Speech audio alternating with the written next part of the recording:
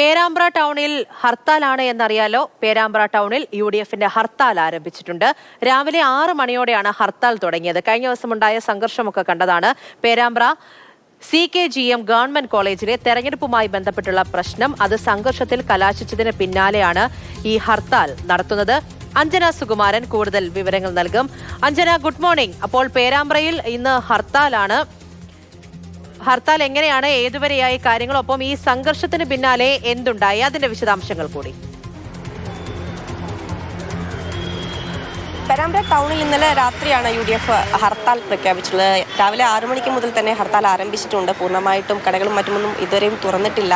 ഈ ഒരു സംഘർഷാവസ്ഥ ഉള്ളതുകൊണ്ട് തന്നെ, നിലനിൽക്കുന്നത് കൊണ്ട് തന്നെ പോലീസ് സ്ഥലത്ത് ടൗണിൽ തമ്പടിച്ചിട്ടുമുണ്ട്. ഇന്നലെ കാലിക്കറ്റ് സർവകലാശാലയ്ക്ക് കീഴിലുള്ള കോളേജുകളിൽ ഇലക്ഷൻ നടന്നിരുന്നു. ഈ CKGM കോളേജിൽ ഇന്നലെ യൂണിയൻ ഇലക്ഷൻ നടന്നിരുന്നു.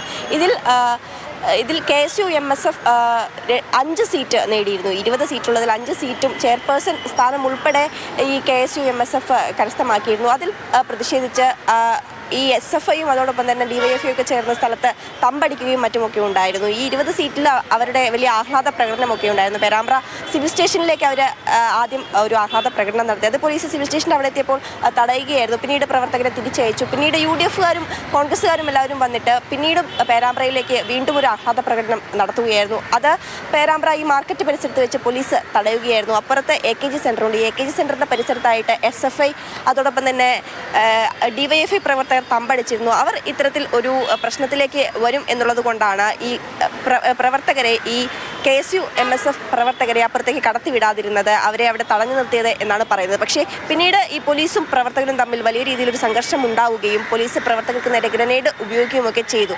അപ്പോൾ ഇതിൽ പ്രതിഷേധിച്ചാണ്, ഈ പോലീസ് അക്രമത്തിൽ പ്രതിഷേധിച്ചാണ് ഇന്ന് UDF പേരാമ്പ്ര ടൗണിൽ ഹർത്താൽ പ്രഖ്യാപിച്ചിട്ടുള്ളത്. വൈകിട്ട് 5 മണി വരെ ഹർത്താൽ തുടരും എന്നുള്ളതാണ് അറിയിച്ചിട്ടിരിക്കുന്നത്. ഏതായാലും സ്ഥലത്ത് വലിയൊരു സംഘർഷാവസ്ഥയാണ് നിലനിൽക്കുന്നത്. ഈ SFI അല്ലെങ്കിൽ ഈ LDF പ്രവർത്തകരെ സംരക്ഷിക്കുന്ന നിലപാടാണ് പോലീസ് സ്വീകരിക്കുന്നത്. UDF പ്രവർത്തകരെ അടിച്ചമർത്തുന്നു എന്നത് ആരോപിച്ചുകൂടിയാണ് ഏതായാലും ഹർത്താലുള്ളത്.